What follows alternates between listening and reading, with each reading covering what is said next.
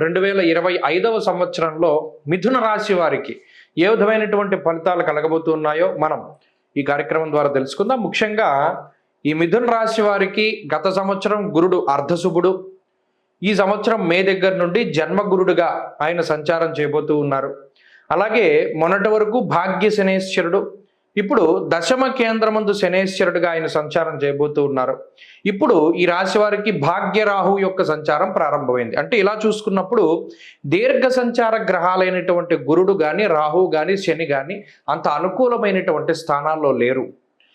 అలానే ఇదేమైనా ప్రతిబంధకమైనటువంటి దోషభూయిష్టమైనటువంటి స్థానాల్లో ఉన్నారా అంటే కాదు. ఇవి యోగించినటువంటి స్థానాలు.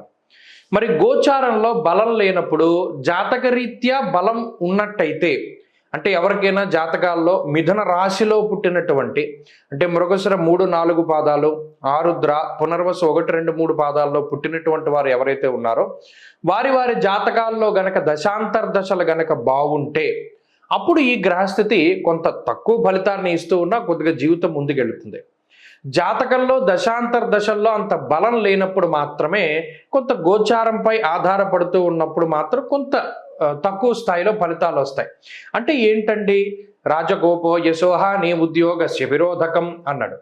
వ్యాకులం శోక సంతాప పాపముద్యోగ విఘ్నకం కృష్యాది సర్వ విఘ్నం చ అన్నారు. అలాగే భాగ్యస్థానముందు రాహు ఉన్నప్పుడు ఫలితం. ఇవన్నీ ఏంటంటే ప్రతిబంధక దోషాలు అంటారు.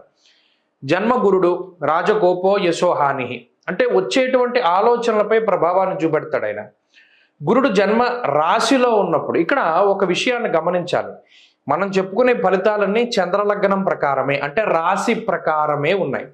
లగ్నం వేరు, రాశి వేరు. ఈ గోచార ఫలితాలన్నీ రాశి ప్రకారమే ఉంటాయి.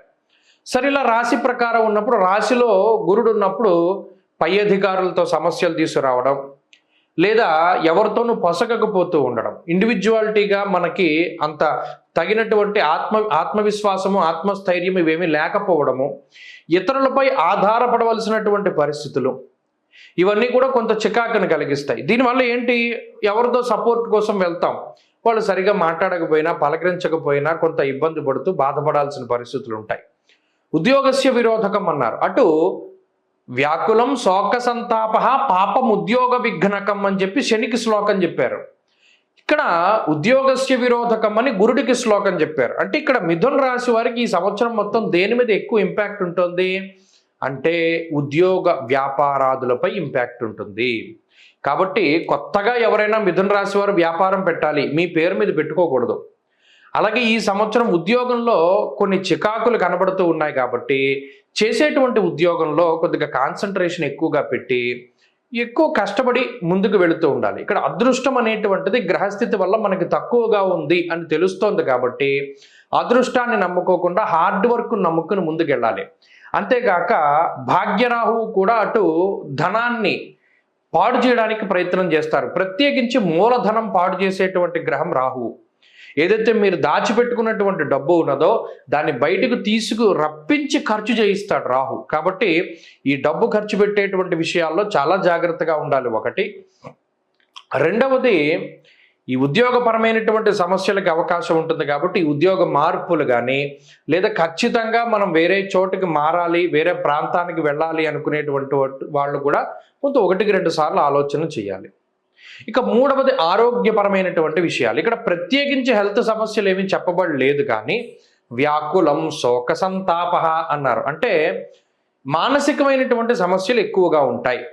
అలాగే బృహస్పతి కనుక ఎప్పుడైతే జన్మరాశి సంచారం చేస్తూ ఉన్నప్పుడు కొంత బరువు పెరిగేటటువంటి లక్షణాలు ఉంటాయి. అంటే శరీరం వెయిట్ గెయిన్ అవుతూ ఉండడం, లేదా మనకు ఉండేటువంటి వర్చస్సు తగ్గుతూ ఉండడము, కొంత డార్క్ స్పాట్స్ ఎక్కువగా పెరుగుతూ ఉండడము ఇత్యాది విషయాలు ఈ మిథున రాశి వారిలో ఎక్కువ కనబడుతూ ఉంటాయి ఈ సంవత్సరం. సో ఆ రకమైనటువంటి హెల్త్ ఇష్యూస్ ఉంటాయి. అంతేగాక వంశపారంపర్యంగా ఏదైనా అనారోగ్య సమస్యలు ఉంటే అవి కొంత ఇబ్బంది పెడతాయి.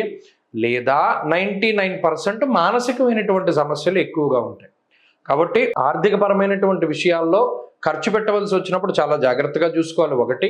హెల్త్ పరంగా మానసికంగా ఎప్పుడు కూడా ఉత్సాహంగా ఉండాలి. 2.